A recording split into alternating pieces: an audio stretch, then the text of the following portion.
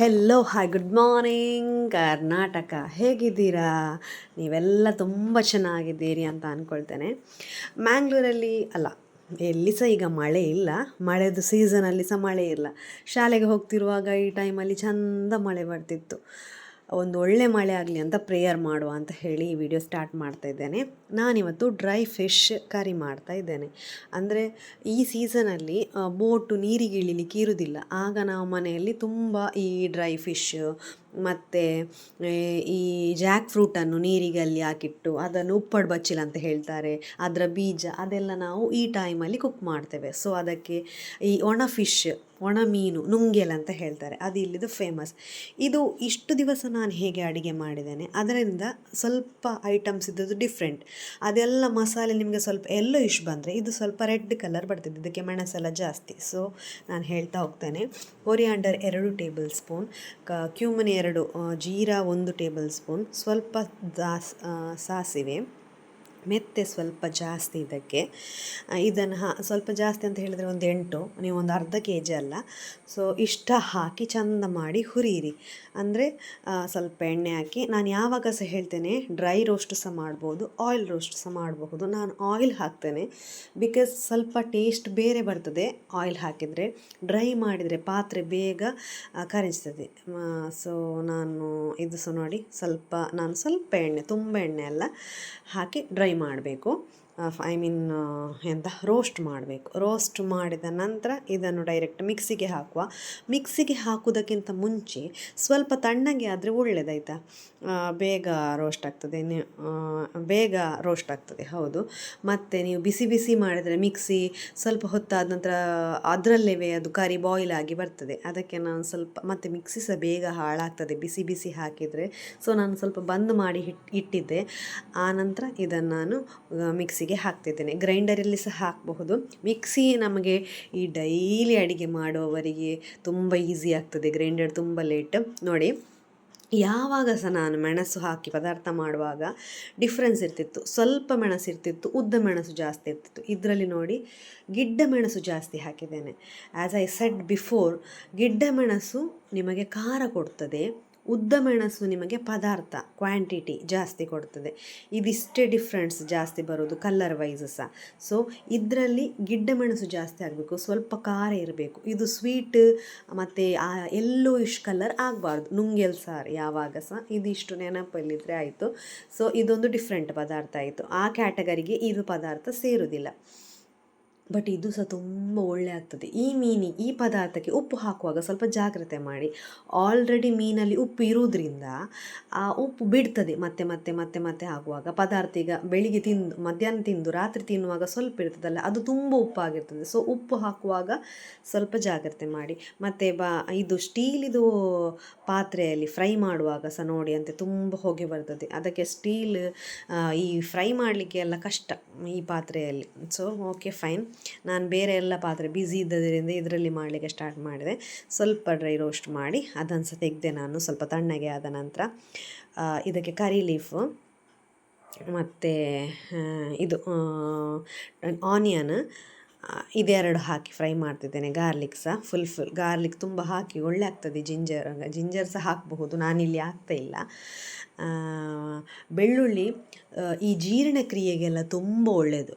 ಬೆಳ್ಳುಳ್ಳಿ ಎಷ್ಟು ಹಾಕ್ತೀರಿ ಅಷ್ಟು ಟೇಸ್ಟ್. ಬಟ್ ತುಂಬ ಹೀಟ್ ಅಂತ ಹೇಳ್ತಾರೆ, ಆದರೆ ಈ ಮೀನಿದು ಪದಾರ್ಥಕ್ಕೆಲ್ಲ ಬೇಕು. ಎಲ್ಲ ಪದಾರ್ಥಕ್ಕೆ ಸಹ ಮ್ಯಾಂಡೇಟ್ರಿ ಅಂತ ಅಲ್ಲ, ಬಟ್ ಅದಕ್ಕೆ ಅದರದೇ ಆದ ಟೇಸ್ಟ್ ಇರೋದ್ರಿಂದ ಆ ಟೇಸ್ಟನ್ನು ಅದು ಎನ್ಹ್ಯಾನ್ಸ್ ಮಾಡ್ತದೆ. ಆ್ಯಂಡ್ ಅರೋಮಾ ಸಹ. ಮತ್ತು ತುಂಬ ಈರುಳ್ಳಿ ಹಾಕಿದರೆ ಸಹ ಬೇಗ ಪದಾರ್ಥ ಹಾಳಾಗ್ತದೆ. ಇದೊಂದು ಫಾಲ್ಟ್ ಅದರದಷ್ಟೇ. Okay fine. ಇದಕ್ಕೆ ನಾನು ಟೊಮ್ಯಾಟೊ ಹಾಕ್ತಾ ಇಲ್ಲ. ಯಾಕೆ ಅಂತ ಹೇಳಿದರೆ, ಟೊಮ್ಯಾಟೊ ಮತ್ತು ಕೊರಿಯಾಂಡರ್ ಲೀವ್ಸ್ ಸಹ ಹಾಕ್ತಾ ಇಲ್ಲ. ನೀವು ನನ್ನ ಪದಾರ್ಥ ಆಗದಿಂದ ಮುಂಚೆಯಿಂದ ನೀವು ನೋಡಿ, ಇದು ಕಂಟಿನ್ಯೂಸ್ ಆಗಿ ನೋಡ್ತಾ ಇದ್ದರೆ ನಿಮಗೆ ಇದರಲ್ಲಿ ಡಿಫ್ರೆನ್ಸ್ ಗೊತ್ತಾಗ್ತದೆ. ನೋಡಿ, ಇದರಲ್ಲಿ ನಾನು ಟ್ಯಾಮ್ರಿಂಡ್ಸ್ ಜಾಸ್ತಿ ಹಾಕ್ತಾ ಇದ್ದೇನೆ. ಇದು ಡಿಫ್ರೆನ್ಸ್. ಇದಿಷ್ಟೇ. ಅಂದರೆ ಕೆಲವು ಪದಾರ್ಥ ಈಗ ಒಂದು ಎಂತ ಹೇಳ್ತೇವೆ, ಎಲ್ಲ ವೆಜ್ಜಿಗೆ ಸಹ ಒಂದೇ ಪೌಡ್ರ್ ನಾವು ಹಾಕಿದರೆ ಹೇಗೆ ಆಗ್ತದೆ, ಕಡಲೆಗೆ ಬೇರೆ, ಆ್ಯಂಡ್ ಸೊಪ್ಪಿಗೆ ಬೇರೆ ಹಾಗೆಯೇ ಮೀನಲ್ಲಿ ಸಹ ಎಲ್ಲ ಮೀನಿಗೆ ಸಹ ಒಣ ಮೀನಿಗೆ ಸಹ ಒಂದೇ ಒಂದು ಕನ್ಸಿಸ್ಟೆನ್ಸಿ ಆಗಲಿ ಒಂದೇ ಒಂದು ಇಂಗ್ರೀಡಿಯೆಂಟ್ಸ್ ಆಗಲಿಕ್ಕೆ ಆಗೋದಿಲ್ಲ. ಸೊ ವೇರಿಯೇಷನ್ ಮಾಡಬೇಕು. ಇದಿಷ್ಟು ಹಾಕಿ ಸ್ವಲ್ಪ ನಾನು ನೀರು ಹಾಕಿ ಇದನ್ನು ನಾನು ರುಬ್ಬಲಿಕ್ಕೆ ಹಾಕ್ತೇನೆ. ಟ್ಯಾಮ್ರಿಂಡ್ ಹಾಕಲಿಲ್ಲ, ಟರ್ಮರಿಕ್ ಹಾಕಲಿಲ್ಲ, ಅದು ಸಹ ಹಾಕಬೇಕು. ನೋಡಿ, ತೆಂಗಿನಕಾಯಿ ಸಹ ಅದಕ್ಕೆ ಕಂಪೇರ್ ಮಾಡಿದರೆ ಬೇರೆ ಪದಾರ್ಥಕ್ಕೆ ಇದಕ್ಕೆ ಸ್ವಲ್ಪ ಒಂದು 2 ಸ್ಪೂನ್ 2.5 ಸ್ಪೂನ್ ಅಂತ 2 ಹಿಡಿ ಅಂತವೇ ನೀವು ಥಿಂಕ್ ಮಾಡಿ. ಮೆಣಸು ಎಲ್ಲ ಜಾಸ್ತಿ, ಇದು ತೆಂಗಿನಕಾಯಿ ಸ್ವಲ್ಪ ಕಮ್ಮಿ. ಅಂದರೆ ಇದು ಸ್ವಲ್ಪ ಕೆಂಪು ಬರಬೇಕು ಈ ಪದಾರ್ಥ, ಸ್ವಲ್ಪ ಕೊಡಕ್ಕೆನ ಅಂತ ಹೇಳ್ತಾರೆ ತುಳುವಲ್ಲಿ, ಹಾಗೆ ಆಗಬೇಕು. ಓಕೆ, ತೆಂಗಿನ ಎಣ್ಣೆ ಹಾಕಿ ಒಗ್ಗರಣೆ ಇಡುವ. ನಂಗೆ ಸಹ ಎಲ್ಲ ಮಾಡಿದ್ದೇನೆ ನಾನು, ಅದು ಯಾವುದಕ್ಕೆ ಸಹ ಒಗ್ಗರಣೆ ಇಡಲಿಲ್ಲ, ಸುಕ್ಕಕ್ಕೆ ಮಾತ್ರ ಒಗ್ಗರಣೆ ಇಡ್ತದ್ದು, ಬಿಟ್ಟರೆ ಪುಳಿ ಮುಂಚಿಗೆ ಈಗ ನಾನು ಇಡ್ತಾ ಇದ್ದದ್ದು ಈ ಪದಾರ್ಥಕ್ಕೆ, ಗೊತ್ತಾಯ್ತಾ? ಸೊ ಇದೆಲ್ಲ ಡಿಫ್ರೆನ್ಸ್. ಒಂದು ಪದಾರ್ಥ ಮಾಡುವಾಗ ಎಲ್ಲ ಒಂದೇ ಹ್ಯಾಂಗಲಲ್ಲಿ ಹೋಗುವುದಿಲ್ಲ. ಅಂದರೆ ನಮಗೆ ಇದೆಲ್ಲ ಅಜ್ಜಿ ಹೇಳಿಕೊಟ್ಟದ್ದು, ಅಂದರೆ ಹೇಳಿಕೊಡುವುದಕ್ಕಿಂತ ಅವರು ಮಾಡೋದನ್ನು ನಾವು ನೋಡಿದ್ದು, ಅವರಿಗೆ ಎಲ್ಲಿತ್ತು ಹೇಳಿಕೊಡುವ ಪೇಷನ್ಸ್. ಮಾಡುವಾಗ ನಾವು ನೋಡ್ತಿದ್ವಿ, ಹೀಗೆ ಮಾಡಿದರೆ ಹೀಗೀಗೆ ಆಗ್ತದೆ, ಹೀಗಿಟ್ಟರೆ ಈ ಎಣ್ಣೆ ಹಾಕೋದಕ್ಕಿಂತ, ನಾರ್ಮಲ್ ಸನ್ಫ್ಲವರ್ ಹಾಕೋದಕ್ಕಿಂತ ತೆಂಗಿನ ಎಣ್ಣೆಯಲ್ಲಿ ರುಚಿ, ಪರಿಮಳ, ಹೆಲ್ದಿ ವೈಸ್ ಎಲ್ಲ ಬೆಟರ್ ಅಂತ ಹೇಳಿ ನಾವು ಅಲ್ಲಿಂದ ಕಲಿತು ಕುಕ್ ಮಾಡಲಿಕ್ಕೆ ಸ್ಟಾರ್ಟ್ ಮಾಡಿದ್ವಿ. ಈಗ ಸಹ ಬೈ ಗಾಡ್ಸ್ ಗ್ರೇಸ್ ಹೇಗೆ ಆಯ್ತು ಅಂತ ಹೇಳಿದರೆ ಕುಕ್ಕಿಂಗ್ ಪ್ಯಾಷನ್ ಆಗಿ ಹೋಯಿತು. ಇದಕ್ಕೆ ಬೇಕಿದ್ರೆ ನೀವು ಸಾಸಿವೆ ಸಹ ಹಾಕ್ಬೋದು, ನಾನಿಲ್ಲಿ ಹಾಕ್ತಾ ಇಲ್ಲ, ಸ್ಕಿಪ್ ಸಹ ಮಾಡಬಹುದು, ಅದರಲ್ಲಿ ಏನು ಟೇಸ್ಟ್ ಎನ್ಹಾನ್ಸ್ ಆಗೋದಿಲ್ಲ, ಅದು ಸ್ವಲ್ಪ ಒಂದು ಸ್ಮೆಲ್ ಘಮ ಬರ್ತದೆ ಅಂತ, ಘಮ ಬೇಡ ಇದಕ್ಕೆ. ಓಕೆ, ಸೊ ನಾನು ಆನಿಯನಲ್ಲಿ ಒಗ್ಗರಣೆ ಇಟ್ಟು ಅದು ಎಂತ ನಿಮಗೆ ಫುಲ್ ರೋಸ್ಟ್ ಬಿರಿಯಾನಿಗೆ ಆಗಬೇಕಂತ ಇಲ್ಲ, ಸ್ವಲ್ಪ ಖಾಲಿ ಬಾಡಿಸಿದರೆ ಸಾಕು, ಸ್ವಲ್ಪ ಕರಿ ಲೀಫ್, ಇದು ಸಹ ಹಾಗೆ ಒಂದು ಒಳ್ಳೆ ಘಮ ಕೊಡ್ತದೆ. ಪದಾರ್ಥವನ್ನು ನಾವು 3 ರೀತಿಯಲ್ಲಿ ತಿಂತಾರೆ ಅಂತ ಹೇಳ್ತಾರೆ ಮಾಸ್ಟರ್ ಶೆಫಲ್ಲಿ. ಒಂದು ಪರಿಮಳ, ಒಂದು ಅದರದ್ದು ಪ್ರೆಸೆಂಟೇಷನ್, ಇನ್ನೊಂದು ಅದರದ್ದು ರುಚಿ ಅಂತ ಹೇಳ್ತಾರೆ. ಸೊ ನಾನು ಅದನ್ನು ಬಿಲೀವ್ ಮಾಡ್ತೇನೆ. ಒಂದು ತುಂಬ ಹಸಿವಾದಾಗ ನಾಲಿಗೆ ಒಂದು 2 ಇಂಚು 3 ಇಂಚು ಇದ್ದರೆ ಸಹ ಅದು ಒಂದು ಅದಕ್ಕೆ ಚಂದ ರುಚಿ ಸಿಕ್ಕಿದರೆ ಮಾತ್ರ ಅಲ್ಲ ನಮಗೆ ಒಂದು ಹೊಟ್ಟೆ ಫುಲ್ಲು ತಿಂದಾಗೆ ಆಗೋದು. ಸಪ್ಪೆ ಆದರೆ ತಿಂದಾಗೆ ಆಗೋದಿಲ್ಲ. ಅಬ್ಬಾ ಇನ್ನಿತ ಒಂಚು ವನಸ್ ಒಳ್ಳೆ ಇತ್ಯಾ ಅಂತ ಎಲ್ಲಿಯಾದರೂ ಹೋಗಿ ಬಂದು ನಾವು ಹೇಳ್ತೇವೆ. ಸೊ ಅದಕ್ಕೆ ಪರಿಮಳದಲ್ಲಿ ಸಹ ಮನೆ ಒಳಗಡೆ ಬರುವಾಗ ಎಂತ ಸ್ಪೆಷಲ್, ಕೆಲವರ ಮನೆಗೆ ಹೋದಾಗ ನಾವು ಕೇಳ್ತೇವೆ. ಸೊ ಅದಕ್ಕೋಸ್ಕರ ಈ ಪರಿಮಳ, ಈ ಐಟಮ್ಸ್ ಒಗ್ಗರಣೆ ನಾವೆಂತ ಇಡ್ತೇವೆ ಅದು ಕೊಡ್ತದೆ. ಓಕೆ, ಇದೀಗ ಗ್ರೈಂಡ್ ಆಗಿದೆ. ಗ್ರೈಂಡ್ ಆದ ನಂತರ ನನ್ನ ಮಗು ಎದ್ದಿದೆ, ನಾನು ಕಂಟಿನ್ಯೂ ಮಾಡ್ತೇನೆ. ಹಲೋ, ಹಾಂ ಸರಿ. ಹಾಗಾದರೆ ಈಗ ಆ ಪದಾರ್ಥವನ್ನು ನಾನು ಹಾಕಿದೆ. ತುಂಬ ದಪ್ಪ ಆಗೋದು ಬೇಡ, ಸ್ವಲ್ಪ ತೆಳು ಇರಲಿ, ಅದಕ್ಕೆ ನಾನು ಗ್ರೈಂಡ್ ಮಾಡಿದ ನೀರು ಹಾಕಿದೆ. ಆ್ಯಕ್ಚುಲಿ ಇದೇ ಪ್ರಾಬ್ಲಮ್ ಆಗೋದು, ನಾನು ಥಿಂಕ್ ಮಾಡೋದು ಒಂದು 9 ಗಂಟೆ ಒಳಗಡೆ ವೀಡಿಯೋ ಬಿಡುವ ಅಂತ. 9 ಗಂಟೆ ಒಳಗಡೆ ಮುಖವೇ ತೊಳೆದಾಗೋದಿರೋದಿಲ್ಲ, ಇನ್ನು ವೀಡಿಯೋ ಅಂತ ಬಿಡೋದು. ಸರಿ, ಓಕೆ, ಇದನ್ನು ಕಂಟಿನ್ಯೂ ಮಾಡುವ. ಇದೀಗ ಆಗಿದೆ, ಇದೊಂದು ಚೆಂದ ಕುದಿ ಬರಬೇಕು ಪದಾರ್ಥ. ಆನಂತರ ನಾವು ಮೀನನ್ನು ಕ್ಲೀನ್ ಮಾಡಿ ಹಾಕುವ, ಆಯಿತಾ? ಅದಕ್ಕಿಂತ ಮುಂಚೆ ನಾನು ಥ್ಯಾಂಕ್ಸ್ ಹೇಳಲಿಕ್ಕೆ ಇಷ್ಟಪಡ್ತೇನೆ. ಕರ್ನಾಟಕದ ಜನತೆಗೆ ಸಹ ನಂದು 1,000 ಸಬ್ಸ್ಕ್ರೈಬರ್ ಆಗಲಿಕ್ಕೆ ನನಗೆ ತುಂಬ ಹೆಲ್ಪ್ ಮಾಡಿದ್ದೀರಿ. Thank you so much. ಇನ್ನು ಮುಂದೆ ಸಹ ಬೆಳೆಸಿ ಉಳಿಸಿ, ನಿಮ್ಮ ಸಪೋರ್ಟ್ ಇರಲಿ ಅಂತ ಕೇಳ್ತೇನೆ.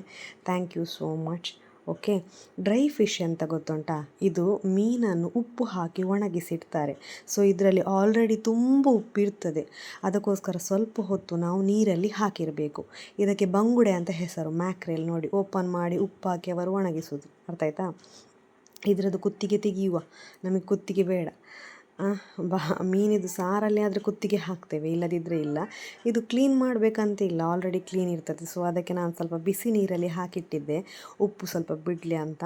ಆ ನಂತರ ಇದನ್ನು ಇಷ್ಟೇ ಕ್ಲೀನ್ ಮಾಡಲಿಕ್ಕೆ, ನಮಗೆ ಫುಲ್ ಮೀನಾದರೆ ಎಷ್ಟು ಕೆಲಸ ಅಲ್ಲ, ಇದರಲ್ಲಿ ಇಷ್ಟೇ ಕ್ಲೀನ್ ಮಾಡಲಿಕ್ಕೆ ಸಿಗೋದು ಸಹ. ಮಾಂಸ ಎಲ್ಲ ಚಟ್ಟೆಯಾಗಿ ಹೋಗಿ ಇಷ್ಟೇ ಸಿಗೋದು, ಕೆಲವರಿಗೆ ಇದು ಇಷ್ಟ ಆಗ್ತದೆ. ಆದರೆ ಇದರದ್ದು ಚಟ್ನಿ ಉಂಟಲ್ಲ, ಫಸ್ಟ್ ಕ್ಲಾಸ್ ಆಗ್ತದೆ. ಅದರಲ್ಲಿ ಸಹ ಎಟ್ಟಿದ್ದು ಪುಡಿದು ಚಟ್ನಿ ನೀವು ಒಮ್ಮೆ ತಿಂದರೆ ಬಿಡಲಿಕ್ಕಿಲ್ಲ. ನಾನು ಮಾಡೋದು ಚಟ್ನಿ ತಿಂದರೆ ನೀವು ನಿಮ್ಮ ಮನೆಗೆ ಹೋಗಲಿಕ್ಕಿಲ್ಲ, ಅಡ್ರೆಸ್ಸೇ ಮರೆಯುವಿರಿ, ಅಷ್ಟು ಚೆಂದ ಆಗ್ತದೆ. ನನಗೊಂದು ಕಾನ್ಫಿಡೆನ್ಸ್ ಇರೋದು, ಮತ್ತು ಓವರ್ ಕಾನ್ಫಿಡೆನ್ಸ್ ಅಲ್ಲ, ಆಯಿತಾ? ಓಕೆ, ಇದಕ್ಕೆ ನಾನು ಉಪ್ಪು ಸ್ವಲ್ಪ ಕಮ್ಮಿ ಹಾಕ್ತಿದ್ದೇನೆ. ಬೇರೆ ಐಟಮ್ಗೆ ನಾವು ಕಂಪೇರ್ ಮಾಡಿದರೆ ಬೇರೆಗೆ ಸ್ವಲ್ಪ ಉಪ್ಪು ಜಾಸ್ತಿ, ಇದಕ್ಕೆ ಅಂದರೆ ಉಪ್ಪು ಹೇಗೆ ಜಾಸ್ತಿ ಆಗ್ತದೆ ಗೊತ್ತಾಗೋದಿಲ್ಲ, ಬೇಗ ಅಲಕ ಜಾಸ್ತಿ ಆಗ್ತದೆ. ಸೊ ಹಾಗೆ ಇದಕ್ಕೆ ಸ್ವಲ್ಪ ಉಪ್ಪು ಕಮ್ಮಿ ಹಾಕಿ ನೋಡಿ ಚಂದ ಕೊದಿ ಬರ್ತಾ ಉಂಟು. ತಳ ಹಿಡಿಯುವುದಿಲ್ಲ ಆಯಿತಾ. ಸುಕ್ಕಕ್ಕೆ ಆದರೆ ಬೇಗ ತಳ ಹಿಡಿತದೆ, ಇದೆಲ್ಲ ತಳ ಹಿಡಿಯುವುದಿಲ್ಲ. ಬಟ್ ಬೇಕಿದ್ರೆ ನಿಮಗೆ ಸೌಟು ನೀವು ಹಾಕಬಹುದು. ಯಾಕೆ ನಾನು ಮೆಲ್ಲಾಯಿತು ಸ್ವಲ್ಪ ವಾಯ್ಸ್ ಅಂತ ಹೇಳಿದರೆ, ಇವಳು ಕೈಯಲ್ಲೇ ಇದ್ದಾಳೆ, ನಾನೊಂದು ವಿಡಿಯೋ ಕಂಪ್ಲೀಟ್ ಮಾಡುವ ಅಂತ ಹೇಳಿ, ಇಲ್ಲದಿದ್ದರೆ 12 ಗಂಟೆ ತನಕ ಸಹ ಆಗೋದಿಲ್ಲ. ಆ್ಯಕ್ಚುಲಿ ಒಂದು ಅರ್ಧ ಗಂಟೆಯದು ವಿಡಿಯೋ ಅಂತ ಹೇಳಿದರೆ ಅದು ನನಗೆ ಒಂದು 2-3 ಗಂಟೆ ಹಿಡಿತದೆ. ಬಟ್ ಎಂತ ಮಾಡೋದು. ಸೊ ಓಕೆ, ಇದಕ್ಕೆ ನಾನು ಸ್ವಲ್ಪ ಹಾಫ್ ಬಾಯ್ಲ್ಡ್ ಆದ ಮೊಟ್ಟೆ ಸಹ ಹಾಕಿದ್ದೇನೆ. ಅಂದರೆ ಖಾಲಿ ಮೀನು ಸಹ ಇದು ಉಂಟಲ್ಲ ನುಂಗೇಲು, ಅದರಲ್ಲಿ ಎಂತ ಇಲ್ಲ. ಅಂದರೆ ಖಾಲಿ ಪೀಸ್ ಮಾತ್ರ ಸಿಗೋದಲ್ಲ, ತಿನ್ನಲಿಕ್ಕೆ ಸಿಗೋದಿಲ್ಲ. ಆ ಮೊಟ್ಟೆ ಅದಕ್ಕೆ ಸಾರಿಗೆ ಹಾಕಿದರೆ ರೀತಿಗೆ ತುಂಬ ಇಷ್ಟ. ಮತ್ತು ಅದು ಒಳ್ಳೆ ಸಹ ಆಗ್ತದೆ.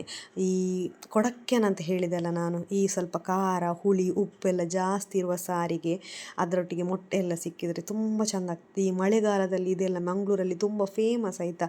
ಹೋಟೆಲಲ್ಲಿ ಸಹ ಸಿಗ್ತದೆ ನುಂಗೇಲು ಮೀನು ಸಾರು ಅಂತ. ಇದೀಗ ಆಗಿದೆ, ಚಂದ ಕೊದಿ ಬಂದಿದೆ.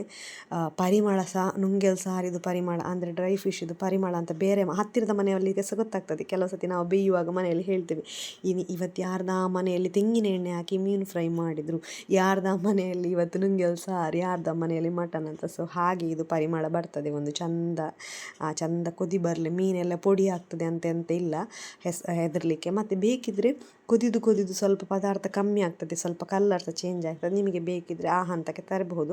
ನಮ್ಮ ಮನೆಯಲ್ಲಿ ಸ್ವಲ್ಪ ಸಾರು ಜಾಸ್ತಿ, ಸೊ ಅದಕ್ಕೆ ನಾನು ಸಾರು ಇಟ್ಟಿದ್ದೇನೆ. ನೋಡಿ ಇದರಲ್ಲಿ ಮೀನೇ ಸಿಗೋದಿಲ್ಲ, ಅದಕ್ಕೆ ನಾನು ಮೊಟ್ಟೆ ಹಾಕಿದ್ದು. ರೈಸ್ ಆದರೆ ಬಟ್ ಪದಾರ್ಥಕ್ಕೆ ಇದು ಬಿಟ್ಟಿರ್ತದೆ ಅದರದ್ದು ರುಚಿ ಆಯಿತಾ. ಇಲ್ಲಿಗಿದಾಗಿದೆ, ಊಟದ ಜೊತೆ ತಿನ್ನಬಹುದು. Thank you so much. ಇನ್ನೂ 4 ಜನರಿಗೆ ಸಹ ಶೇರ್ ಮಾಡಿ ಲಾಕ್ಸ್.